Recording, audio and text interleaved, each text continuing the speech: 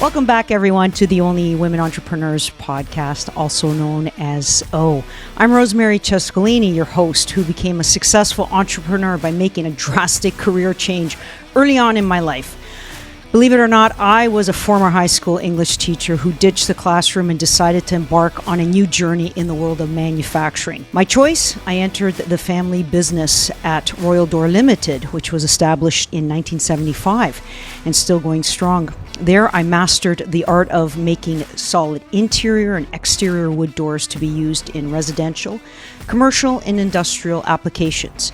In 3 decades, not only did I become a master artisan, I created the products and I've sold them nationwide to major retailers, professionals in the building and movie industries, as well as high-profile clients like athletes and celebrities.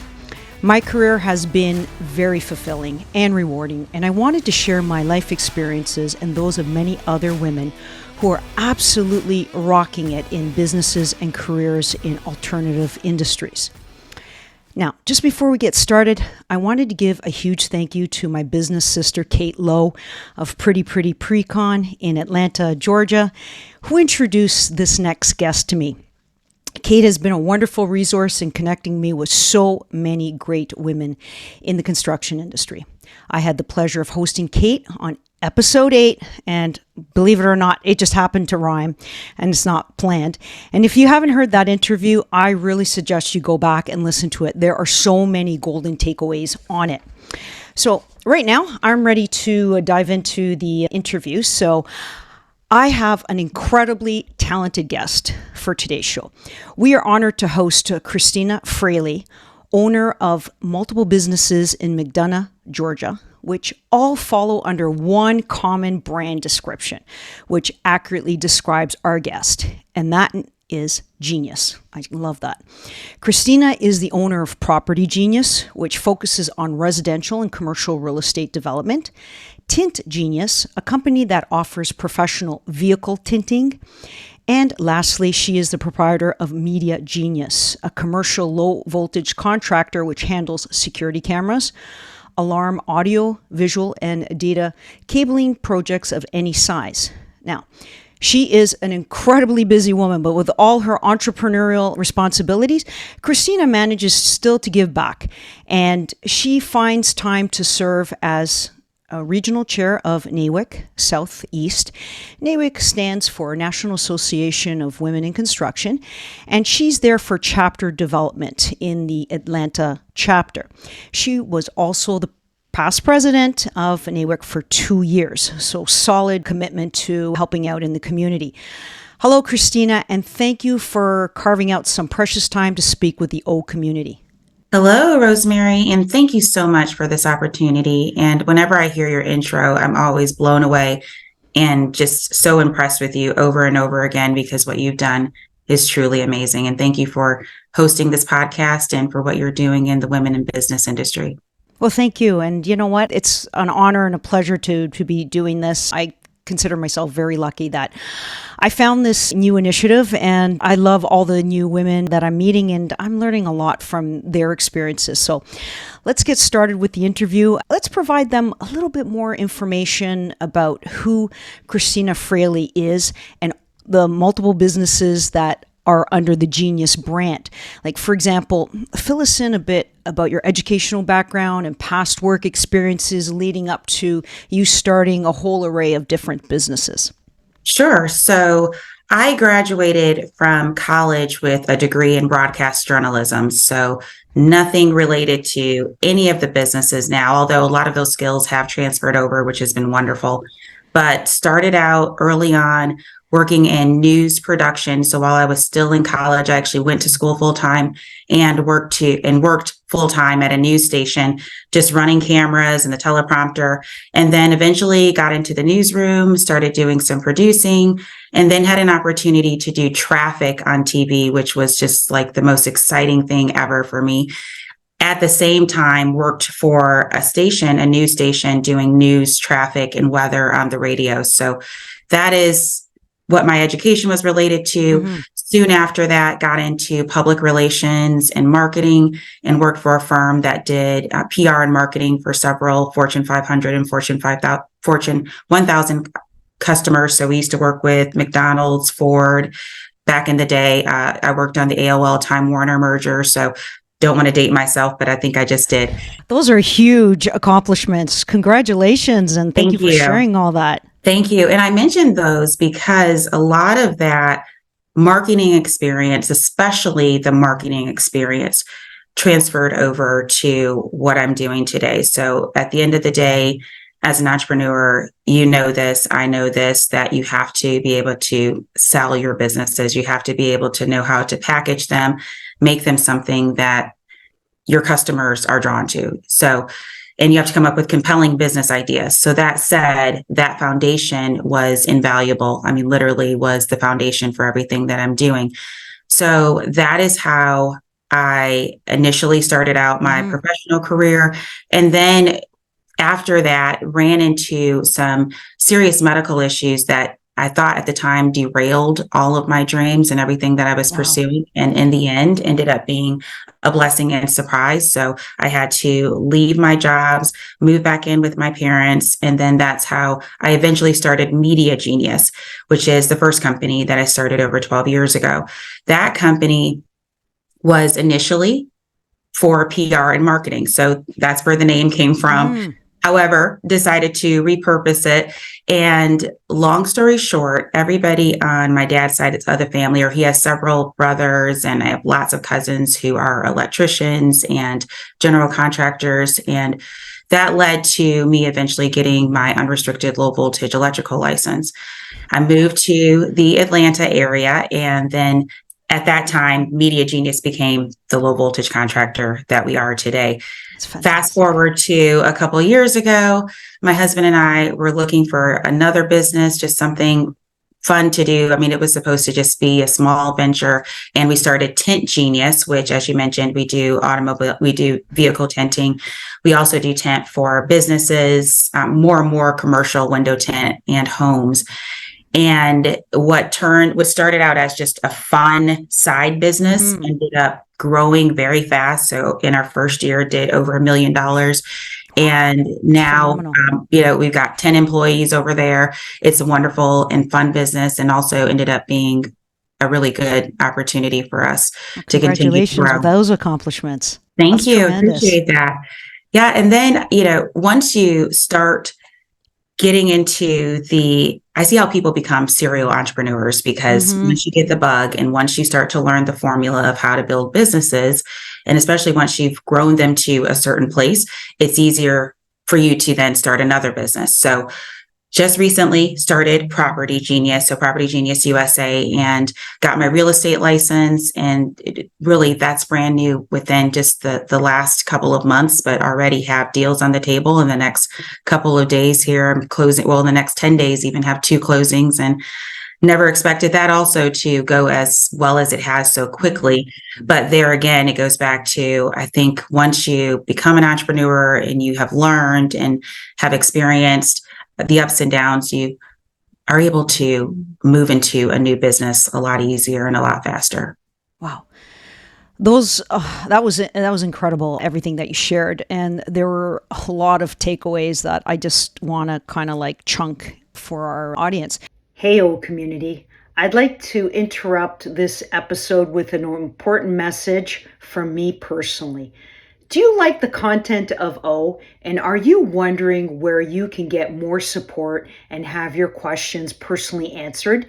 Then you should attend the You Owe It to Yourself conference that I am hosting, running for 3 days, August 9 to the 11th in King City, Ontario, 5 workshops, 10 plus exceptional speakers, and only 64 spots. Don't miss out on your opportunity. Tickets are now on sale at onlywomenentrepreneurs.com. I can't wait to personally meet you. Now back to our scheduled program. So let's go back to your broadcasting days. How long did you stay in that area in the private sector? How many years? 7 years, technically 7, about 7.5, because even when I left doing traffic on TV, I continued to do news, traffic, and weather through this company on the radio. And because it was super early in the morning, I used to do the morning drive. I worked a split shift, did the morning drive, and then came back in the evening for the evening drive. And it was one of those jobs that I worked around other jobs that I was doing as well at the same time. So at that point in your life, you said that you had become ill. Mm-hmm. Did you consider that you needed a new career change, you needed to pivot, or was it something else that convinced you perhaps that maybe broadcasting is something that, maybe I'll put to a side and I would pursue a new career path? Like, what was the push for a new direction?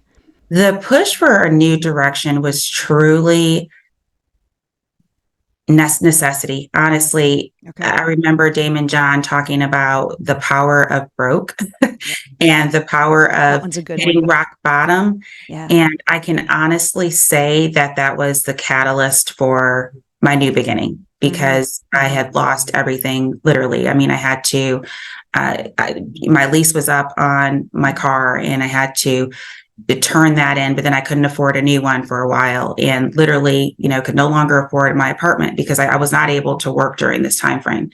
So the only option for me was to try to start a business. I had a lot of wonderful, supportive friends and family who inspired me at the time and said, just make money how you can. You have a lot of skills and things that you've developed, relationships that you've developed, reach out to those people, start to get some things going. And then that was how I started Media Genius, of course, and initially using some of the PR and marketing skills that I had.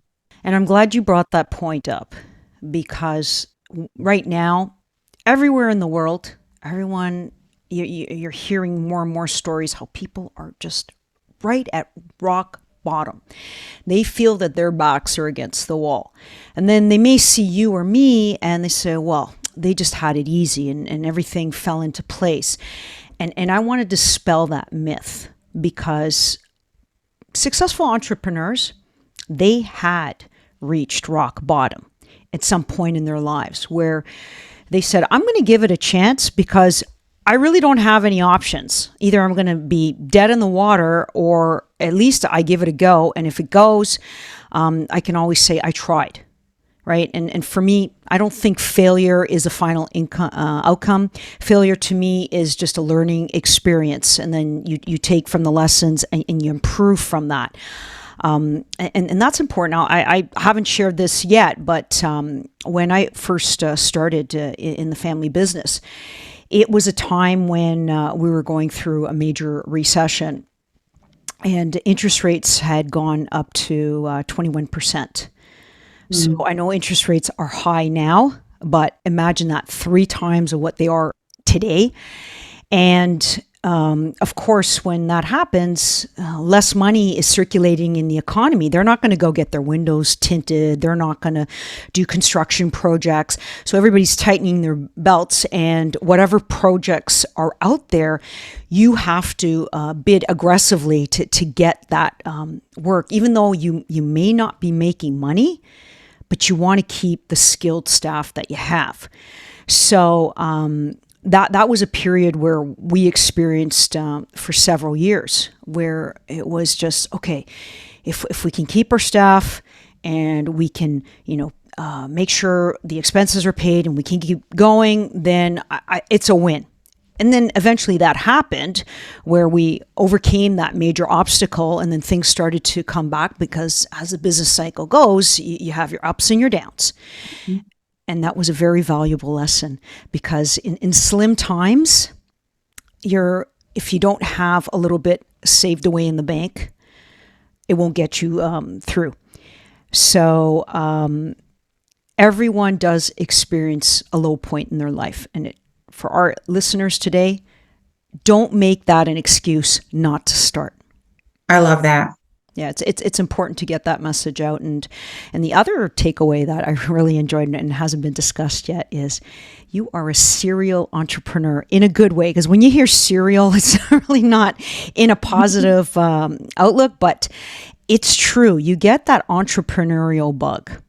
And one of the key ingredients for longevity is you can't stay just focused on one business. You want to be recession proof, then you need to expand your services, because you might have one business where people might see it as a want and not a necessity.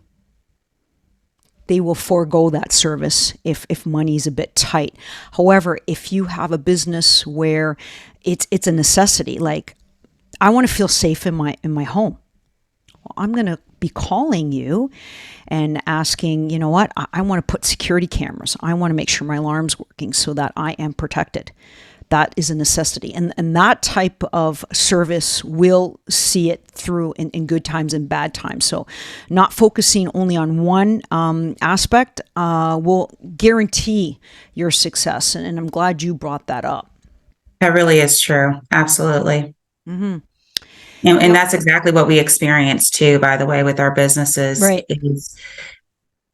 For example, now headed into the cooler weather, Tint Genius isn't as busy. In the summertime, we have waiting lists, literally people standing outside in a line before we open up. Mm-hmm. But as things cool down, naturally, it's just not one of those services that people are dying to have as much as they are when they're burning up and thinking about what can I do to cool my car down, or what can I do to cool my house down.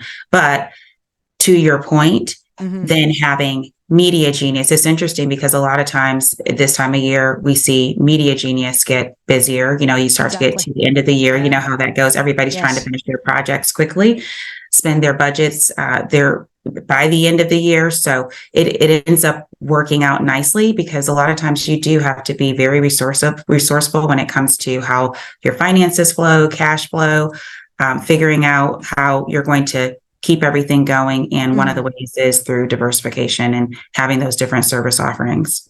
Psst. Psst. Hey, old community. It's me, Rosemary.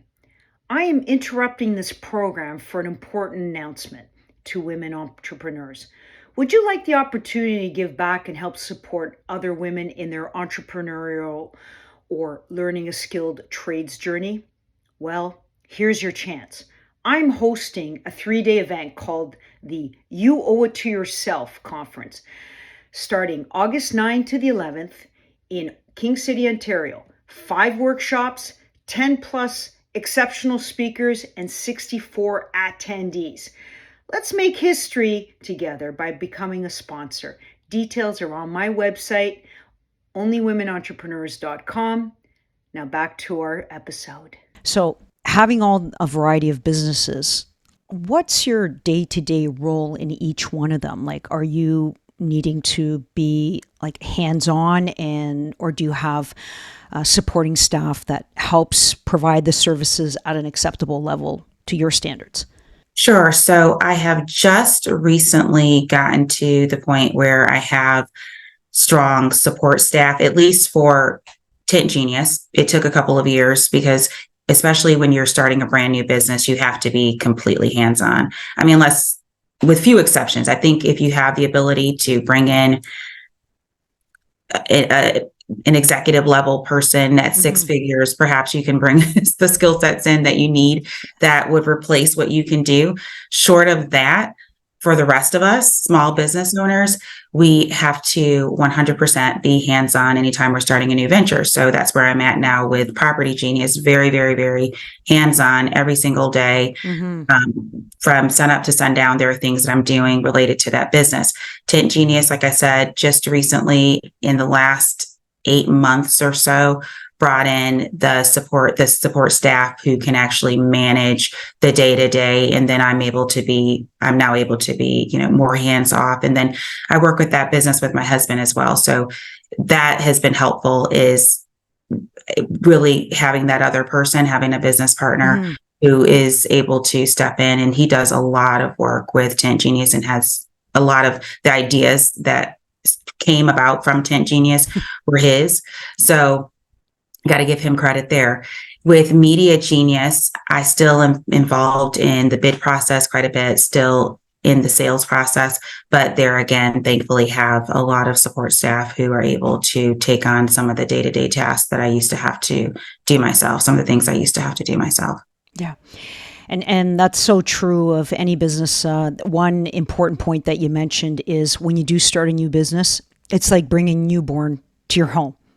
You got to be hands-on until you're ready to let it go, because in a business, you, the owner, need to focus on what you're good at.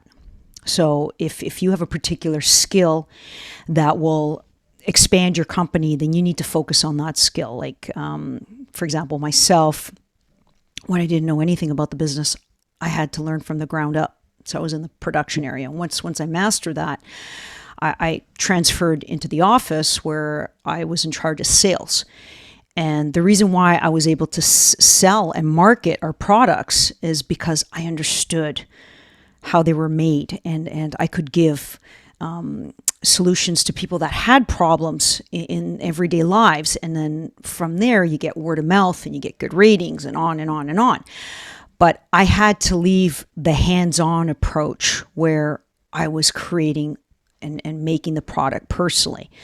So that's one important point that you mentioned. And in terms of your businesses that you own and you operate, they seem to be mostly careers that are non-traditional, and there's a lot of young women that they don't want to take the university route. They want to see if there's other options there. So this question is, what type of employment opportunities would be available for young women in any of your businesses? Well, starting with Media Genius, I'll tell you personally why I chose low voltage over some other areas within the electrical world. There are a lot of opportunities to do work, even if, well, let me just tell you, like thinking back to when I was pregnant with my daughter. Mm-hmm. So I was still able to go out, program alarms. So not necessarily have to be up on a lift, trying to run wires and do types of work that maybe some people wouldn't be comfortable doing. I mean, even that I wasn't comfortable doing pregnant. So obviously I know not every woman coming into this is going to be pregnant, but I just mentioned that because that is a very real, having kids is a very real part of our experience in our lives. And so the fact that I was still able to do some work in the field pregnant, I think was pretty awesome. I had some people who were a little nervous, seeing me with my hard hat in some environments pregnant, but I was like, hey, don't worry, we're going to make sure that I'm going to be safe. And really, I'm just here to program panels. But that is one aspect. But then, as you know, there are so many things that go into the process as it relates to pre-construction. So if it's someone who doesn't want to necessarily even get into work in the field, you don't have to. Mm-hmm. Kate is the best pre-con person I know alive, and she has created a space for herself that I think is truly amazing. And that's a space that every business owner, every construction company needs. Mm-hmm. So either you have it in-house or you have someone that you work with like her. That's another opportunity, I think. But the key is believing in your potential and understanding that being a woman does not limit that potential in any of these industries. So we've had women window tinters with Tint Genius. We've had women installers with Media Genius. Of course, with Property Genius, you've got a lot of women who work in the real estate industry. So I definitely think the key is just understanding that we're not limited by industries the way that tradition. I think we've been kept out, but not necessarily, but not limited. And there's a difference. So not given the opportunities or not having someone talk to you about the opportunities is different than the reality that the opportunities are there and that we're capable of working in these fields. Yeah, and that's one of the key missions for O is to, feature guests like yourself to say, hey, I was doing that. And like you said, you were expecting your daughter at the time, and you were still able to carry out your roles. And of course, being mindful of your safety and not to stress the baby at the time. Mm-hmm. So you take the precautions that are necessary. It means that work smartly.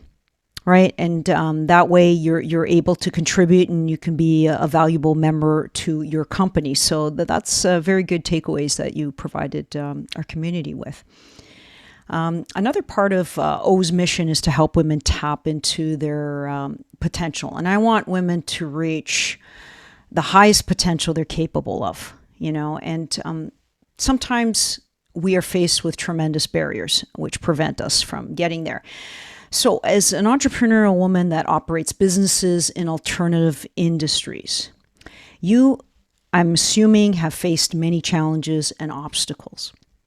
Can you provide our listeners with an example of one that you had to overcome? And if you did, how did your experiences handle the situation, and maybe suggest solutions to inspire our listeners to overcome the obstacles they may be experiencing at the moment? Sure. I think the biggest obstacle that I faced in my life was this health challenge that I had several years ago. And it continued for several years after that, even after I had surgeries and many things that, helped remedy the situation. I still had health challenges, which were extremely tough to overcome because there's nothing worse than not feeling well when you wake up and you don't feel like being productive. You don't feel like doing the things that you need to do to reach your goals. But that was the first thing that taught me that more than anything, any success is related to your mindset. And it sounds cliche. I know people say it all the time, talk about a millionaire mindset or talk about a mindset to win. But the truth is, it all does truly start with the mind. And I'm a runner, and a lot of things, I started applying a lot of my challenges with running and trying to train for marathons to my business experience. So there's a guy that I love who has the world's record for running the longest distance without stopping. It's 350 miles. Wow. And incredible. Yeah. Yeah, sure is. So I've read his book like 5 times. It's called Ultra Marathon Man. And the greatest takeaway from that book was understanding that you're more capable than you think you are. And again, as simple as it sounds, if you truly, truly, truly tell yourself that every single day, when you wake up in the morning, when you have all of these defeating thoughts come your way, even as you face different failures, because you will, you have that thought in your mind and you push harder, you push past that thing. So when I used to feel like I could barely get out of bed, or I was in pain, or I felt sick, I literally would tell myself, there's more potential here. There's something else that I can do I can stretch. Even there's this really cool scientific thing that I read one time where when you're stretching to reach something, you think you can't reach it. If you just tell yourself I can reach further, like your arms can even extend further than you think. And I think that's exactly what you experience whenever you're going through a challenge, if you realize that you can reach further. I love what you said earlier about, there was something that you said that made me think of this Nelson Mandela quote that says, I never lose, I either win or I learn. And if you have that thought with every challenge that you face, even some of the most discouraging defeats, I'll call them defeats, then it just changes what you're capable of doing, because you don't, you cry. And there have been many times I've cried, and you wipe the tears away and you realize, okay, I don't lose. I'll learn through this situation, but I don't lose. Would you feel comfortable talking a little bit about your illness? I'm assuming that health-wise, you're on a good track. And yes, that's wonderful to hear, because it's really important to be honest, and maybe someone is going through a particular illness where they think, well, what's the point? I'm going to die anyway. But if we could hear stories where women have overcome like serious illnesses and they fought back and they're here to stay, that would be so encouraging, if you don't mind, Christina. Yeah, absolutely. So at one point I had one doctor who thought that I had about 6 months to live. So that I have a document where he thought this was very aggressive and that I had very, very little time to live. So when you face something like that, first of all, I think that's the first opportunity to really change the way that you view everything in life, because you do look back and you see missed opportunity and you realize that if you make it through that situation, you never want to miss another one. So that's one of the things that I think has made me so bold, is I just don't worry about people saying no. I don't worry about rejection anymore. I more so worry about missed opportunities and living with regret. And I never want to have that or experience that at any degree. So instead of looking at the phone and saying, okay, I'm not going to call this person, I'm afraid it's going to be awkward or it's just not a comfortable thing to do, they may say no. I say, you know what? The worst thing that can happen is say no, or like my grandmother used to say, or they could say hell no. And guess what? Even hell no isn't so bad. But going back to the illness, I dealt with that for many years. And then even the damage like that these tumors I had did to my body, like they moved my stomach over. They caused all kinds of issues with my blood flow. So I had to have a surgery that was still related to that, because I had to get these coils in some of my arteries. Because again, just so much stuff got screwed up in my body. So it continues to be a bit of a challenge, but I just have learned to, instead of magnifying those issues, magnifying the hope.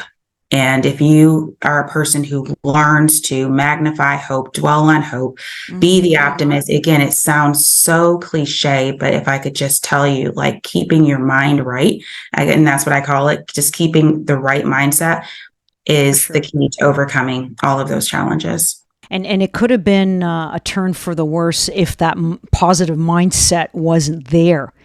And a lot of people suffer from depression, and unfortunately, it has a traumatic end result. But looking at your past illness, and I'm happy to hear that the major challenge you've overcome. And yes, it's going to be a constant battle, right? But if you've already determined in your mind that, I'm going to overcome it. You know what? I'm going to take care of myself. And you still have so much life to live.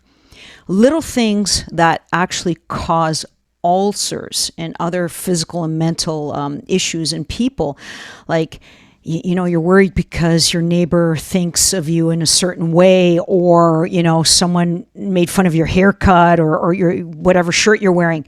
Who cares? Those are so minimal on what the real things are. And I look at it every day because I try to live in the present, right now. Whatever happened yesterday, past. What's going to happen tomorrow? I don't know. It's out of my realm. I can't control it. But the actions I do today are in my hands.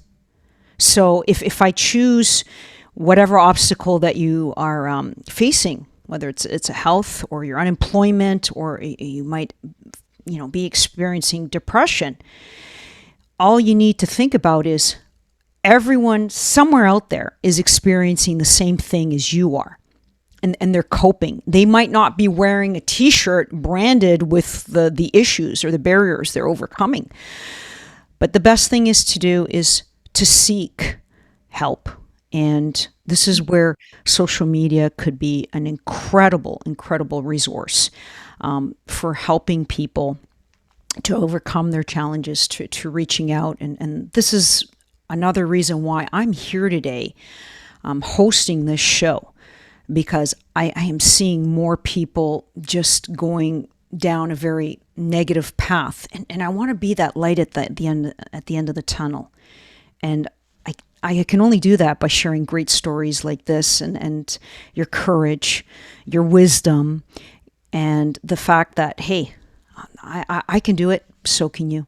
That was very, very wonderful, that story. And I will continue to pray for your health. Thank you. For your well-being. Thank you. Tell me about that. It's really touched my heart, and I can relate because 7 years ago I was diagnosed as well with an illness that, if it wasn't treated properly, I would have ended up like my friends and cousins who were diagnosed at the same time. Unfortunately, they're not here today, but I am. And it goes back to the mindset. After, receiving a diagnosis like you received, it's like, okay, it took a few days to sink in. But then I took action. What are my options? And I did research, and I went out there and I found doctors that could help me. And I'm here today. I'm sharing my story.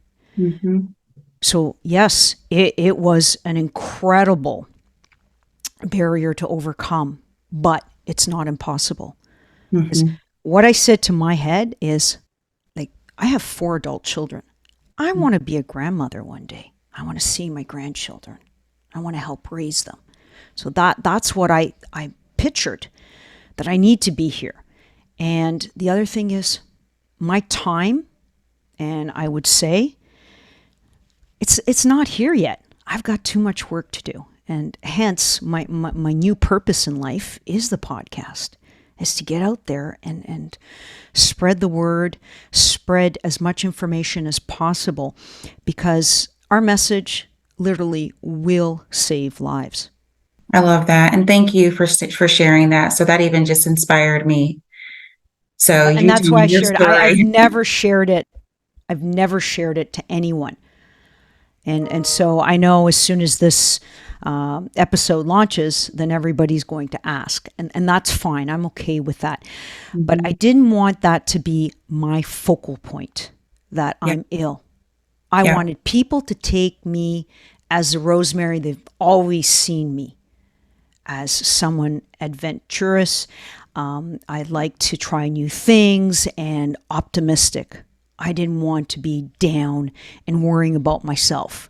So that was the image I have portrayed all these years. So I'm Wow, we have a lot in common that way, because that was literally my mindset too. So a lot of people don't know, and for the same reasons, because that was part of the way that I thought, was not broadcasting it and not putting myself in a position for everybody to send condolences and Exactly. or saying that they felt sorry for me. I wanted you don't want the pity. to get up. No, right? I didn't want the pity. Yeah. No, take me for who I am. Yeah, take me for who I am. Capable of. So enough of that. Let's go back into entrepreneurship. It is a huge undertaking, and a lot of young people that haven't experienced entrepreneurship don't realize some of the things that you really have to think about before entering it. It's a very demanding career choice, and there's a lot of pros and cons. And I'm hoping you can highlight some of those in the industries that you are an entrepreneur in. Sure. I will tell you, and I'm sure you feel the same way. Once you've started your own businesses, it's hard to really come up with a lot of cons, because you know that those cons so outweigh the alternative, for at least for you personally. So I have always, well, not always, again, since I've started these businesses, one of the things that I've learned is you only have so much time in any given day, in any given week. And we need people who will who will take jobs. So 100%, I always believe in those roles as well. But if you do have that desire, you have to understand that if you were to take the same amount of time that you're currently giving your employer, or that you spend pursuing something else, and you were to apply that to starting your own business, I think it's very hard for people to fail when they're that determined. I think when you put the time in, and you look at, one of the keys is also just looking at people who have done it. So, I mean, obviously you have to have a plan. So put together a business plan. But one of the things is also looking at people who have done it. So even if it's not within your industry, looking at people who have Exactly. started other businesses, and that's what you're doing. One of the things that you're doing that's so great about helping people is that you are allowing people to see some of the roadmaps. So put that roadmap out and apply that same amount of time, I think is very hard to fail. So the pros are being able to live your dreams. And of course, there are a lot of financial pros that can come along with entrepreneurship as well. If I had to come up with cons, the number one would be is that it's hard. It is fair, as you know, and I know it is hard. So it is not for the faint in heart. There are going to be a lot of days when you just think you may don't know how you're going to get out of a situation, or where you face a lot of discouragement. But if you can be strong enough to pull yourself through those challenges, right, I really think that it can be one of the most rewarding things that you do with your life. And then you're able to contribute to your community by offering employment to other people. And so anybody who wants to start something, I think the key is, first of all, putting in the time. Secondly, the roadmap. So finding people who have done it, looking at how they did it. And I mean, in detail, reading their books, listening to podcasts like yours. Thank you. And it's a just do it situation. Yeah. No, that's tremendous advice that you're providing for our audience.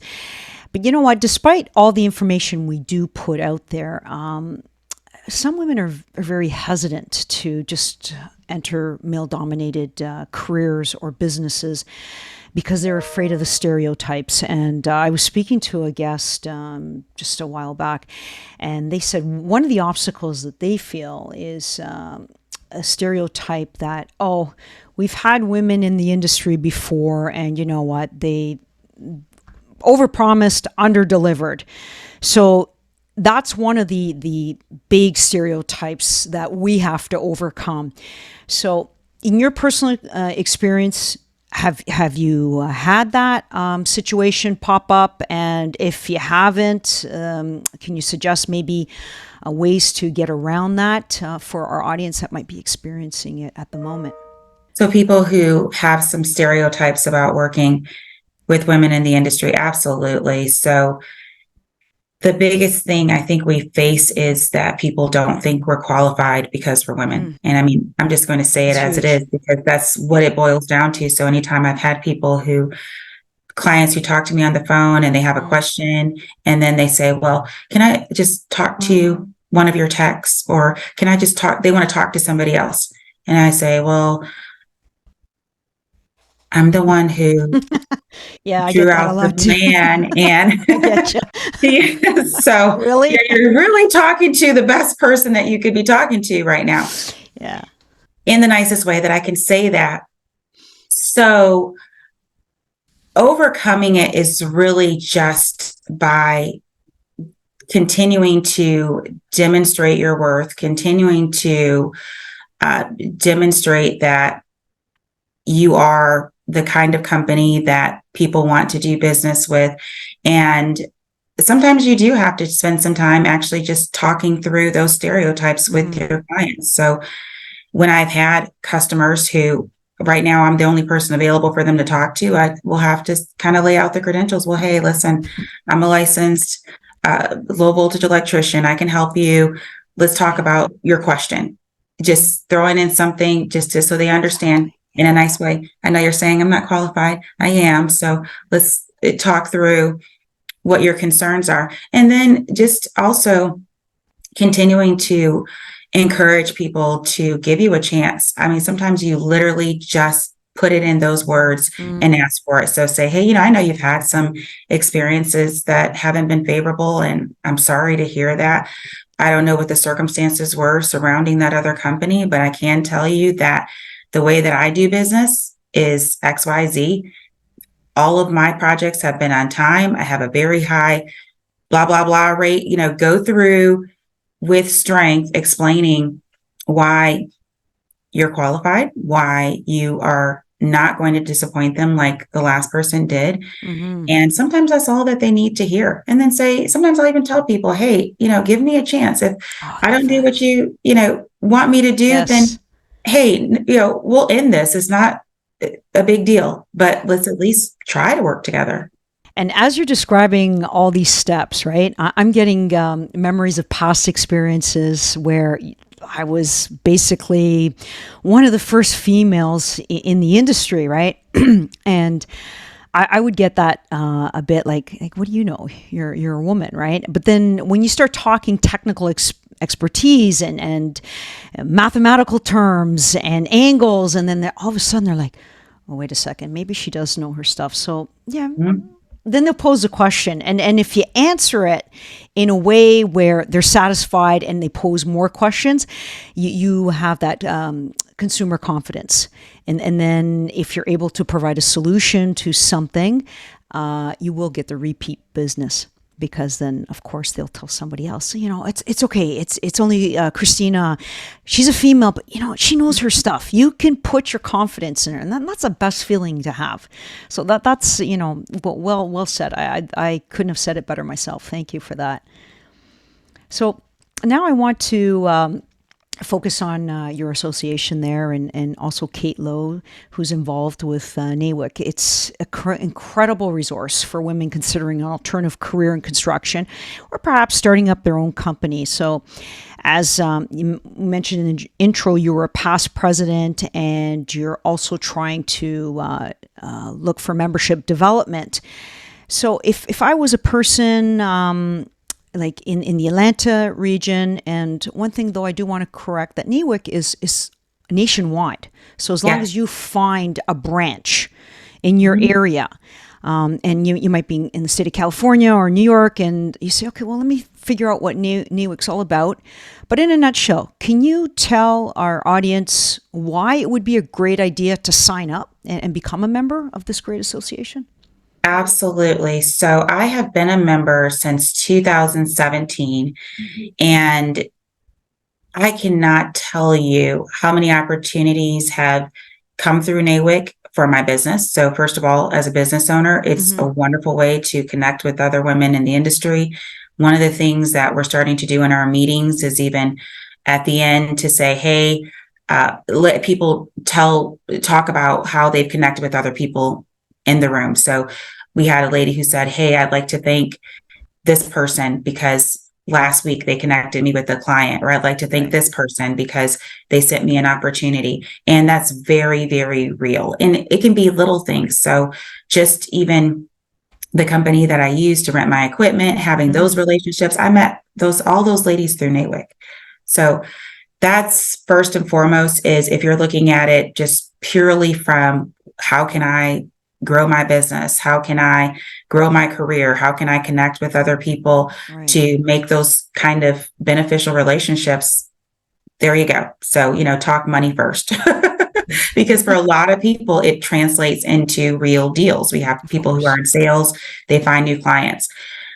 The greater mission of NAWIC has been what has kept me involved for so many years. So, especially with Media Genius, there was a point where I just really had those relationships were where we wanted to be. Mm-hmm. And it wasn't so much about ever about getting new business or anything like that. It was just about wanting to be in an organization where I'm supporting the greater mission of promoting growth within, encouraging other women in the industry Okay. to get into construction, supporting women in the industry.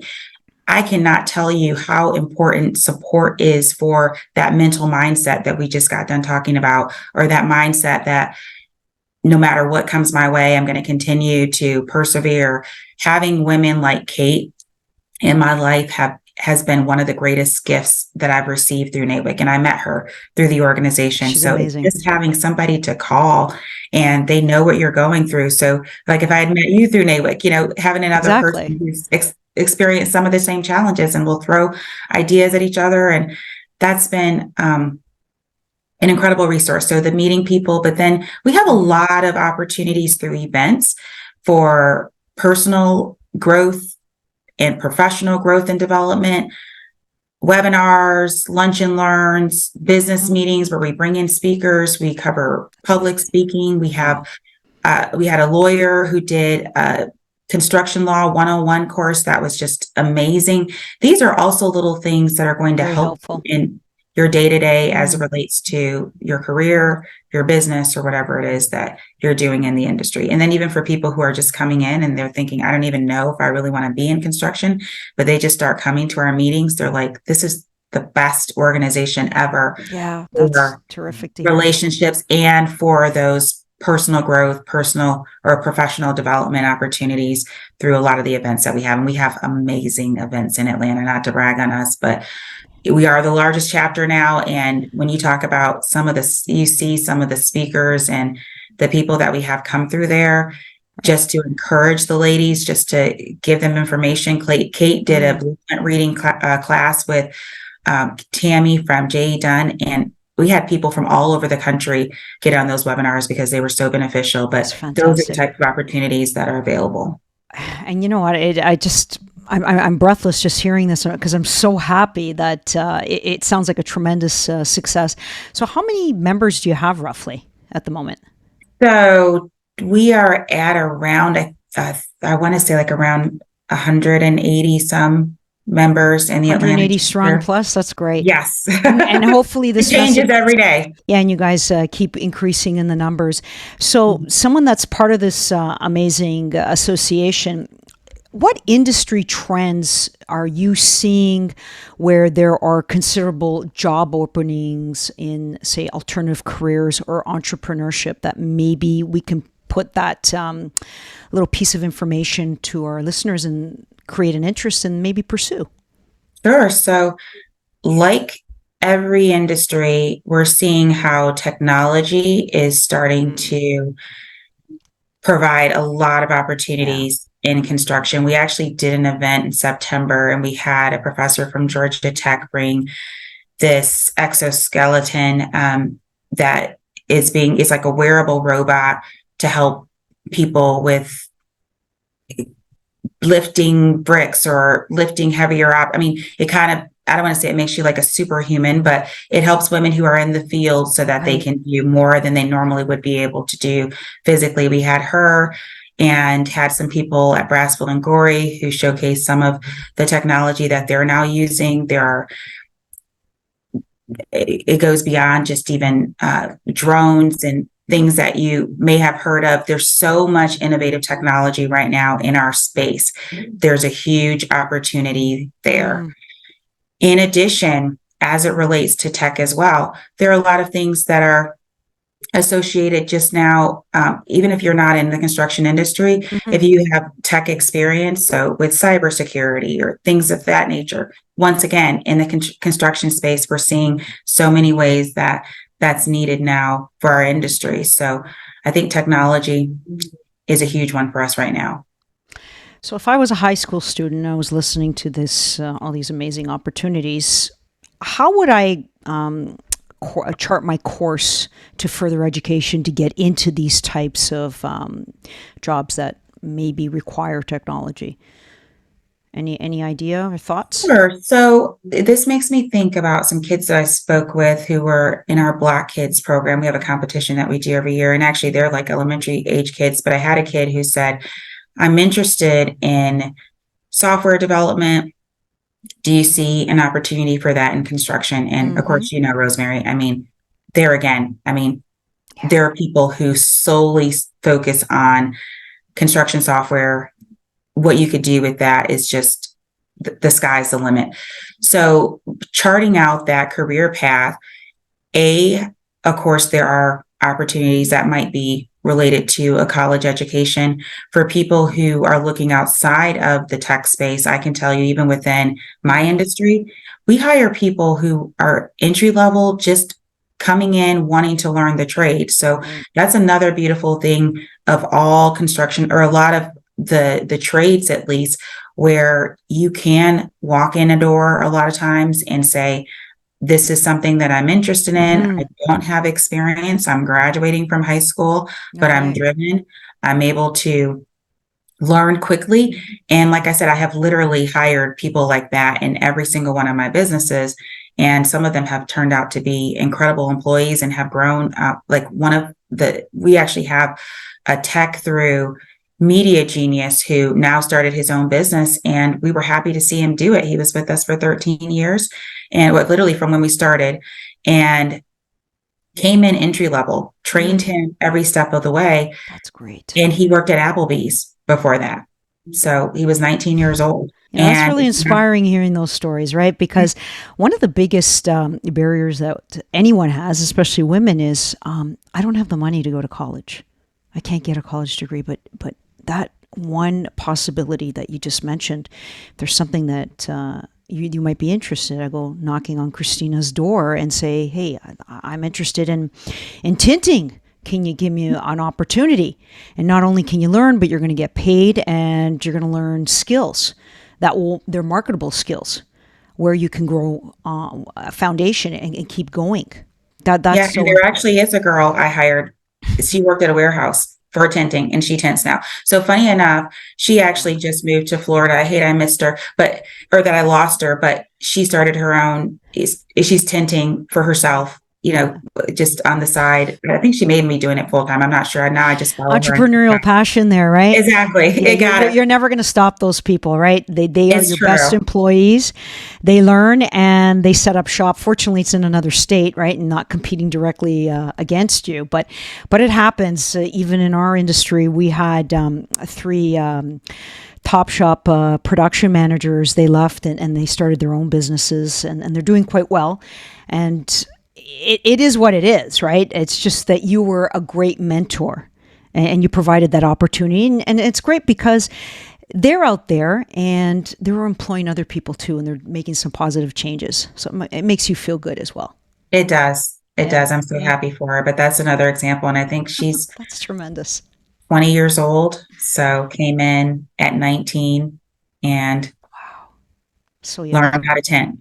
Fantastic. That's terrific. So, Christina, as we're ending the interview, I wanted to know if you had a final message to convey to our female entrepreneurs who might be listening to the podcast, eager to make their mark in the business world. What little piece of advice can you give them as a takeaway?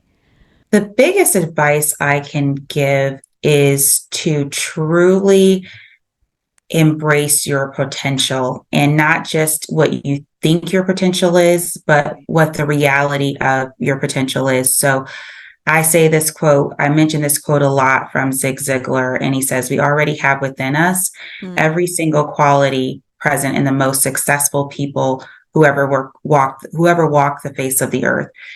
That thought, and if you repeat that thought to yourself, that I have the same potential in me as Bill Gates, as Elon Musk. I mean, you go through your full list of the greatest entrepreneurs that you can think of. Coco Chanel, I love her. That's an inspirational individual. She is so inspirational. But that's the reality. That is the reality. So it's not what we think, because if I literally acted on what I think about myself, it's pretty scary sometimes, the stuff that I think about myself. I'm going to be honest. That's just me being vulnerable. A lot of times I'm just like, I can't do anything. That's what you think. Those are some of those thoughts that come into your head, and you just don't believe in yourself. And again, it can sound cliche, but that is at the root of the lack of action for so many of us. We don't hear it enough. We're always compared to somebody else. One speaker I had on just recently, and I will always remember and reflect on that. You are good enough. Stop trying to be like Christina. Stop trying to be like Rosemary. You are good enough. You have your own talents. You have your own abilities. Just take that action. That's so true. I love that. That's beautiful. Yeah. So, Christina, thank you for making this connection with our community and the valuable insights you instilled during our time together. How can our listeners connect with you or inquire about the services you provide in your businesses, Media Genius, Tint Genius, or NAWIC? So I am on LinkedIn, and can also find me through any of the businesses. So on Instagram, I know all the businesses are there. So at Property Genius USA, at Tint Genius USA. But probably the easiest way I would say is LinkedIn. Would love to connect with anybody who is interested in talking more. And hopefully they do. So I want to thank everyone for tuning in. And if you enjoyed our conversation with Christina, please be sure to share it so that others can learn important information that can help them in their career journeys or entrepreneurial paths. I would appreciate it if you can also reach out to me with your feedback on Instagram so we can better serve our community of listeners.